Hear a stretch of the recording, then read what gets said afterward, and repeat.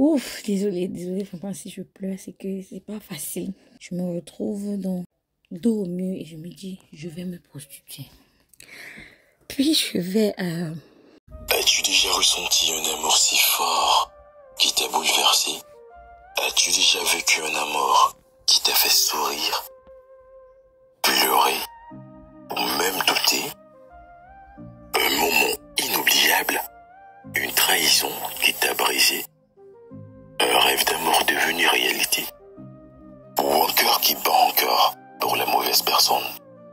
Vas-y, raconte-nous cette histoire en note vocale sur WhatsApp, plus 237 688 00 64 18.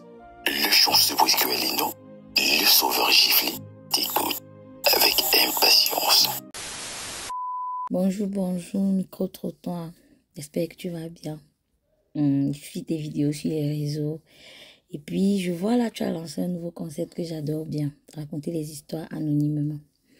Et si je suis venue dans ton IB aujourd'hui, c'est pour te raconter mon histoire. Ok. Bon, je vais commencer mon histoire par le lycée. En terminale, je fais un enfant. Genre, au lieu de quand maman savait que non, ma fille va passer le bac et tout. Non, sa fille revient avec une grossesse. Et j'accouche, je reprends le bac, puis je passe. Donc, à la maison, c'est devenu la joie. Ah, on a 2 bacs et tout, on était contents. Et on se met avec le bébé. Il y avait que j'avais eu le bac. Et puis, il fallait que je continue mes études. Maintenant, quelques temps après, la rentrée universitaire a commencé. Maman a décidé que, ok, il vaut mieux que tu continues avec tes études. Mais moi, j'avais pour optique de voyager parce que le père de mon enfant ne vivait pas au Cameroun. Donc, je me suis dit, peut-être il faut que je parte aussi pour le retrouver avant bon, pour qu'on continue notre histoire là où on avait laissé. Bon, allant de fil en aiguille, la maman et le papa, ils ont décidé que, étant donné même qu'ils étaient séparés, malgré le fait qu'ils étaient séparés, ils ont décidé que, ok, il n'y a pas de souci, on va te faire les cours de langue. J'ai fait les cours de langue, j'ai eu mon ZIDAF. Puis après mon ZIDAF, la vie, comme on dit souvent, ma vie a basculé. Parce que quelques temps après, mon encadreur au cours d'allemand me dit, ok, je suis en train d'aller en Allemagne, il faut que tu me donnes tes documents pour que je te fasse la prescription. Puis il a allé, ma prescription est sortie après 2 semaines. Puis il me dit, ah ma fille, tu as eu la prescription, ça veut dire que ton bac est bon et tout, et tout, et tout. On cause et puis tout se passe bien. Vraiment, comme on dit souvent, tout se passe super bien. Puis quand je reviens, j'annonce la bonne nouvelle à maman et à papa. Mon père me dit, ok, je vais te retrouver là où tu es. Nous irons déposer ta caution et puis tu vas voyager. À ce moment-là, la caution ne coûtait même pas cher. Bon, quand quelques temps après, il est tombé malade, gravement malade. Peut-être 1 semaine après, puis on m'appelle. Mon oncle m'appelle, il me dit, tu es où? Je dis, papa, tonton, je suis à l'école. Il me dit, qu'est-ce que tu fais à l'école? Passe chez moi. Je dis, ok, tonton, j'arrive. Puis sans vouloir vous mentir, je suis allée à l'université avec mon enfant parce que j'avais trop d'amour pour elle.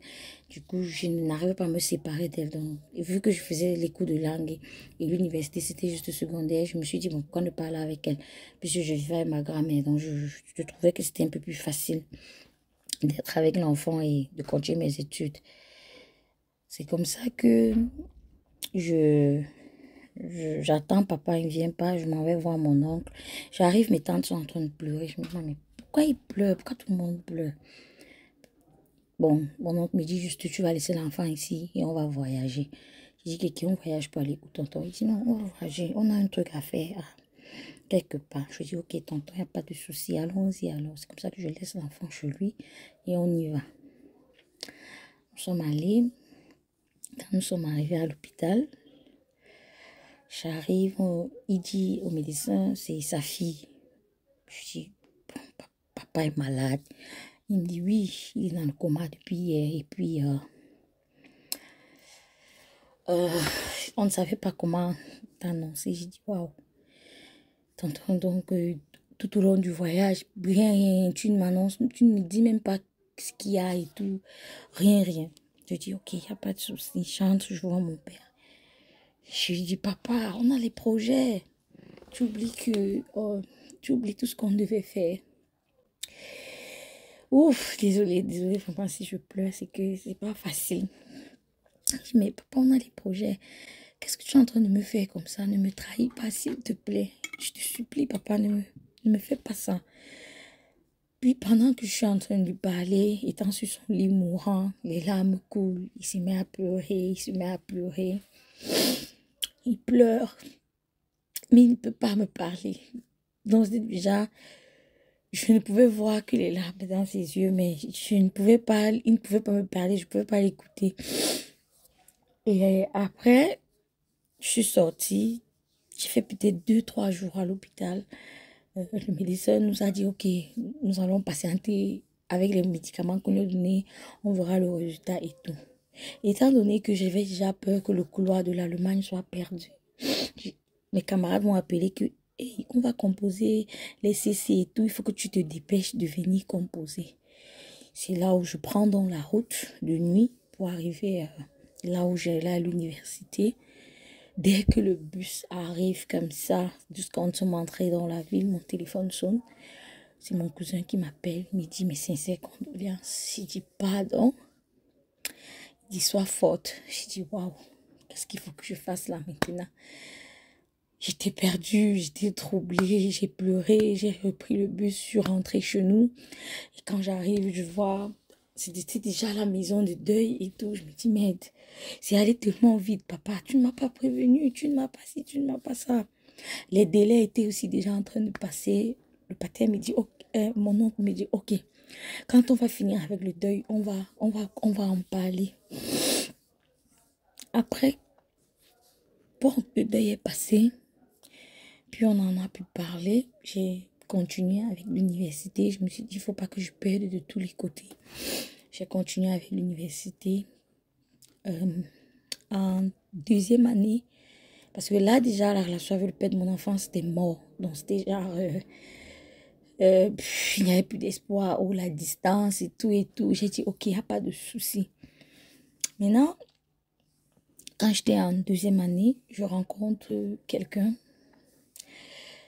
qui décide de dire je t'aime vraiment, qui me dit je t'aime, j'aimerais prendre soin de toi, j'aimerais et tout. Bon, moi, ma première réaction a été, en fait, un peu comme toutes les mères, vraiment, les mamans célibataires, vous devrez être fiers de vous parce que c'est la première, quand quelqu'un me dit mais seulement bonjour, je dis j'ai l'enfant.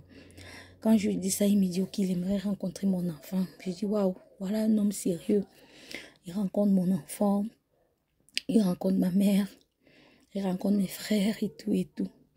Mais curieusement, bon, lui ne me présentait pas trop ses proches, quoi. Mais moi, ça ne me dérangeait pas parce que je me disais, ah, je vis mon amour, il me comble, il me donne tout ce que je veux. Jamais je l'ai appelé à une... Il n'a pas décroché, jamais ci, jamais ça. Puis, je me rends compte qu'il ne vit pas au Cameroun. Je me dis, ok, c'est encore un avantage. Ça fait que si peut-être je lui expose mon dossier, peut-être il peut m'aider. Mais je continue toujours mes études de deuxième année.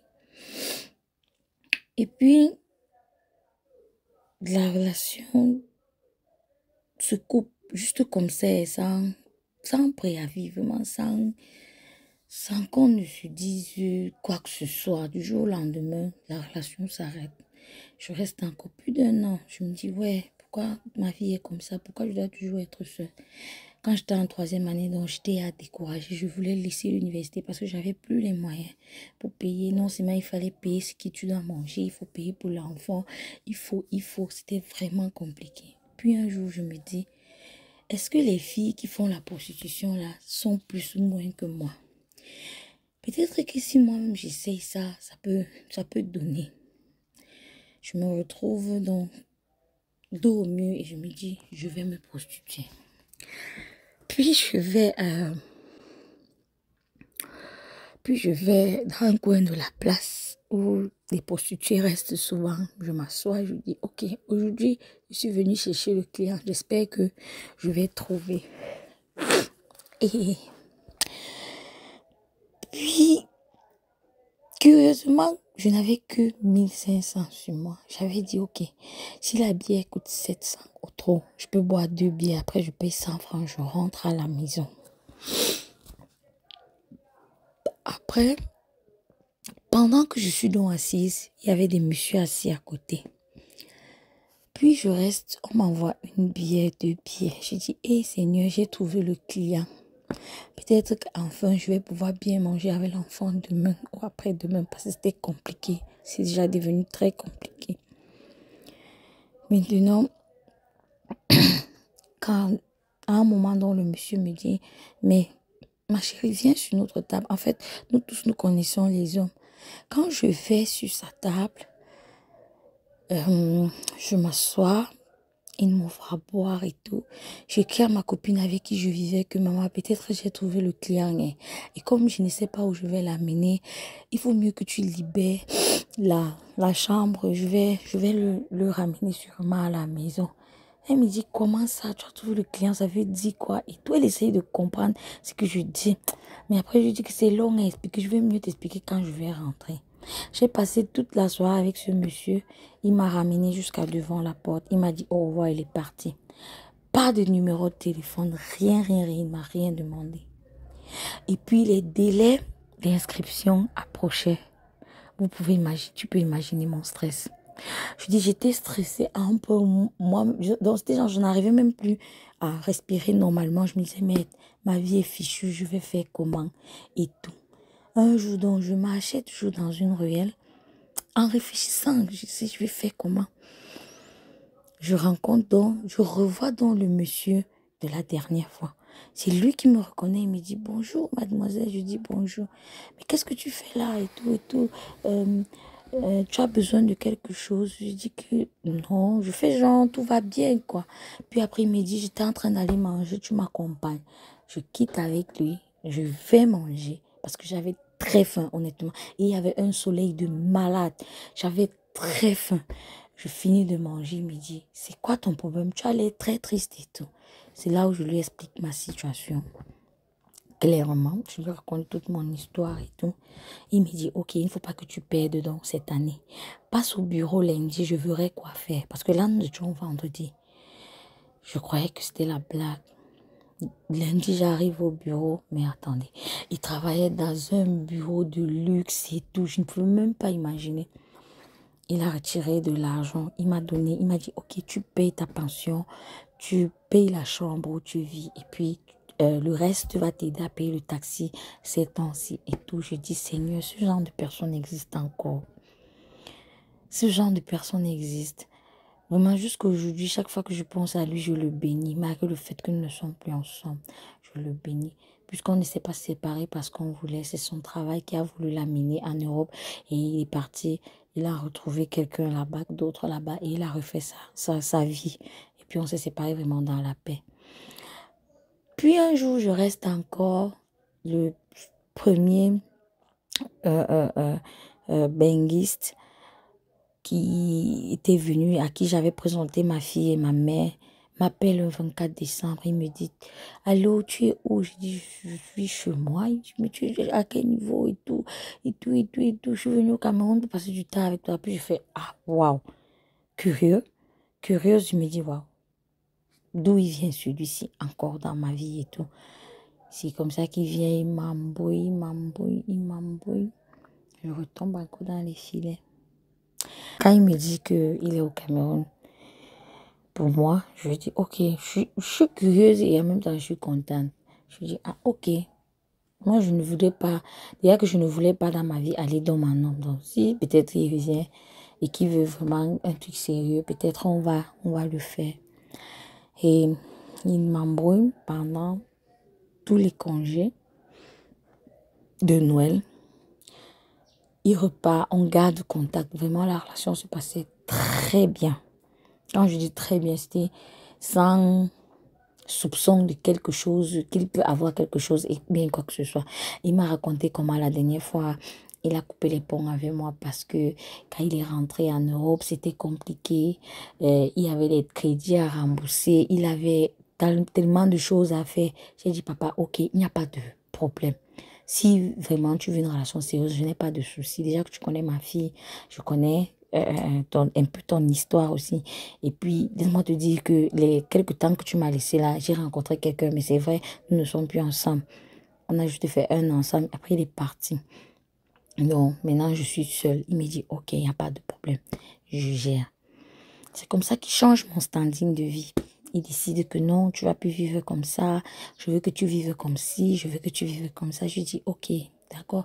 Quelle femme n'aime pas se sentir bien et aimée? Nous toutes. Puis l'année qui suit, il revient encore au Cameroun. Cette fois-ci, il me dit toujours que c'était parce qu'il voulait me voir, mais pourtant c'était le contraire. Il arrive au Cameroun, il m'appelle, il me dit, je suis là pour toi et tout. On se voit, tout se passe bien. Je vous dis que tout se passe bien. Je ne peux même pas soupçonner que... Et tout le temps, il me promettait, non, pour ton dossier là, on va faire, tu vois. Déjà que dès que j'aurai la nationalité, si je t'épouse, même non, ça va aller. Machin et tout. Je lui disais toujours, ok, vous connaissez l'amour. Moi, je disais toujours, ok, il n'y a pas de problème. Et je croyais en lui comme, euh, comme j'avais tellement... Donc, comment souvent ne mets pas ta foi à un homme car l'homme peut te trahir. J'avais mis toute ma foi sur lui. Donc, toute ma vie tournait autour de lui. Et il aimait ça, en fait. Il aimait ça. Que si peut-être tu as besoin d'acheter un truc, que ce soit toujours lui qui te donne l'argent du truc, que ce soit toujours lui qui te donne ceci, que ce soit toujours lui. Donc, il a fait en sorte que toute ma vie tourne autour de lui. Et je ne me suis même pas rendu compte. Donc, quand il vient comme ça au Cameroun, donc je suis dans une sphère que je suis sûre que non. Je suis la meilleure, je suis la préférée, je suis ci, je suis ça. Puis quand on se finit de se voir, 2 jours après, il me dit qu'il doit partir faire des courses avec sa mère, que sa mère est là. Je dis, ok, vous faites bien les courses et tout et tout. Mais cette maman, je ne l'avais pas encore rencontrée parce que je me disais, puisqu'il me disait toujours que non, il ne faut pas qu'on se mette la pression. Pourtant, lui, il connaissait presque tout le monde dans ma famille. Il causait même déjà avec eux.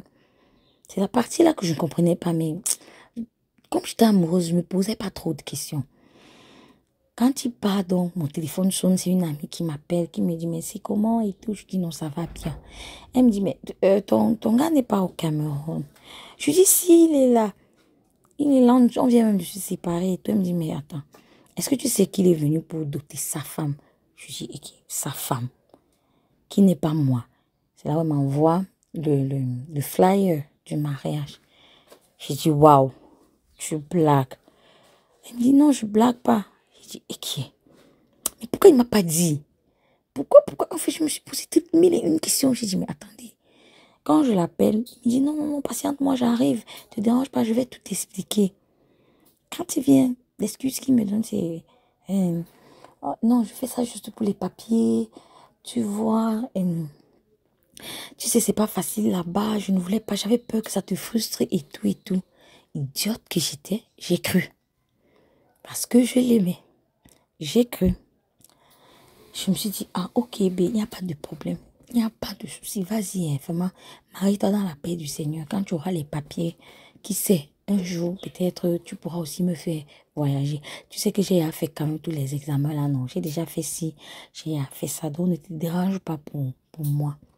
Il dit, ok, ne te dérange pas. C'est comme ça que je l'encourage et je l'accompagne même dans l'organisation de son mariage. Il organise la dot. Il finit, il rentre en Europe, il revient, ils font le mariage même. Jusqu'à je suis invitée. Il me donne de l'argent pour acheter mon habit, tout.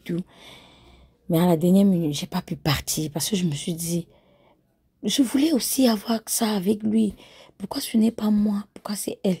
Et puis je me suis dit, je ne pars pas. Je suis pas partie au mariage. Étant quelqu'un qui accepte la polygamie, je lui avais dit, ok, comme tu l'as épousé, trouve aussi alors le temps pour venir aussi voir mes parents, tu m'épouses. Il me dit, non, il faut d'abord qu'on fasse un enfant. Je dis, d'accord, il n'y a pas de problème.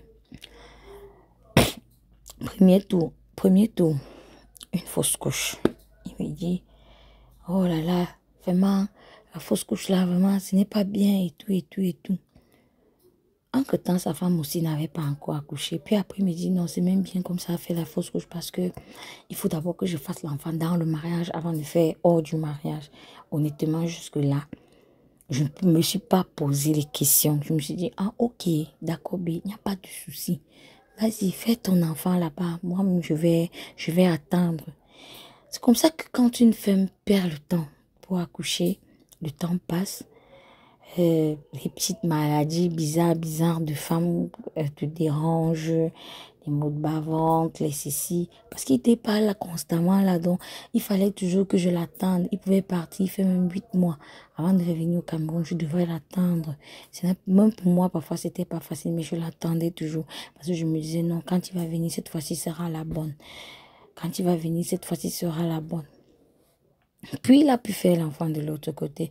Quand il vient, je lui dis, ok, comme tu as déjà fait l'enfant là-bas, faisons donc pour nous. Je vous jure que le gars a tout payé. Examen, tout. Je dis que je ne souffrais de rien. Tout, examen, tout. Quand il arrive dans le Cameroun, il me dit non. J'ai envie que tu prennes l'avion. Tu vois, je ne veux plus que tu marches à pied. Je dis, waouh, ok, je vais découvrir. C'est comme ça que je prends l'avion, je vais dans un pays de la place. Lui et moi, donc, on se rencontre, on se voit. C'est le jour-là qui me fait la Bible, pratiquement 5 ans après. 5 ans. Et plus, même peut-être même 6 ans après notre relation. 6 ans de relation pleine. Sans compter les quelques années de derrière que je peux mettre peut-être à 2 ans, qui faisait pratiquement 8 ans qu'on se connaissait. Il me dit s'il m'a fait voyager, s'il a voulu que je sorte de ma zone de confort, c'était parce qu'il voulait me dire qu'il vaut mieux qu'on mette un terme à la relation, que c'est mieux comme ça, parce que je suis... que je suis un frein dans sa vie, que madame ne veut plus entendre parler de moi, que elle est déjà la découverte, donc il préfère vraiment me mettre à l'écart et tout. Je lui dis, Kiki, donc tu m'as perdu le temps comme ça pour venir me dire ça, donc comme si de rien n'était. Il me dit, non, tu sais, on peut rester genre, juste comme ça quand j'ai envie, tu me donnes, machin. Je lui dis, non, ce n'est pas ça que je pensais quand je pensais à toi et moi. Quand je suis rentrée, et c'est genre, il a coupé tout. Plus le loyer, plus ci, plus ça, il n'y avait plus rien. Je me suis dit, waouh, comment je vais m'en sortir maintenant? Comment je vais faire pour m'en sortir? C'est comme ça que j'ai commencé à vendre les choses dans la maison. On va payer le déménagement et aller ailleurs. Et puis, je suis quittée de cette ville-là carrément. Je suis allée ailleurs. Je me suis installée. Ça n'a pas été facile. Ça, je vous le dis. Je te dis, ça n'a pas été facile. Je suis quittée. Après, j'ai essayé de me reconstruire. J'ai fait pratiquement 1 an passé, presque 2 ans de dépression. Parce que quelques temps après aussi, c'est ma fille qui quittait le Cameroun. Donc j'ai vécu, en fait, tout un tas de pas la déception. Bon, pour ma fille, c'était une fierté, c'est pas la déception, mais en fait, c'était comme si tout me tombait sur la tête et je me suis retrouvée seule. Je suis partie ailleurs et j'ai dit, je vais me reconstruire. Et depuis 2 ans, c'est ce que j'essaye de faire. Donc, pratiquement bientôt 2 ans, c'est ce que j'essaye de faire. C'est vrai que c'est pas du tout facile. Et après, Dieu m'a mis sur le chemin de quelqu'un en qui, honnêtement, je ne crois pas. Je ne sais pas si vous pouvez, je ne sais pas si je peux avoir des conseils concernant ma nouvelle relation. C'est quelqu'un d'attentionné. c'est quelqu'un de disponible, c'est quelqu'un qui essaye de me redonner le sourire, qui essaye de me dire à chaque fois à quel point je suis belle. Mais chaque fois quand je le regarde, je me dis, ah, il a dit ça et après, peut-être lui aussi, il va partir. J'ai envie de m'attacher à lui, mais j'ai peur. Donc, ces gens, je ne sais plus sur quel pied danser. Donc, j'aimerais bien que tu proposes mon histoire si quelqu'un peut m'aider bon, pas m'aider quoi, peut me donner des conseils par rapport à tout ça parce que j'ai du mal vraiment à faire confiance. C'est vraiment pas facile pour moi. Merci beaucoup. Je te souhaite beaucoup de courage dans ton travail et je te dis merci pour la rubrique et l'espace que tu nous laisses. Et après, si... Bon, c'est vrai qu'il y a les détails de mes histoires que je n'ai pas donné parce que je me dis que je peux donner les détails et les gens se reconnaissent à l'intérieur. Donc, je ne veux pas indexer quelqu'un. As-tu déjà ressenti un amour si fort qui t'a bouleversé? As-tu déjà vécu un amour qui t'a fait sourire, pleurer ou même douter? Un moment inoubliable, une trahison qui t'a brisé, un rêve d'amour devenu réalité, ou un cœur qui bat encore pour la mauvaise personne. Vas-y, raconte-nous cette histoire en note vocale sur WhatsApp, plus 237 688 00 64 18. Le chanceux Briscoe Alino, le sauveur giflé, t'écoute avec impatience.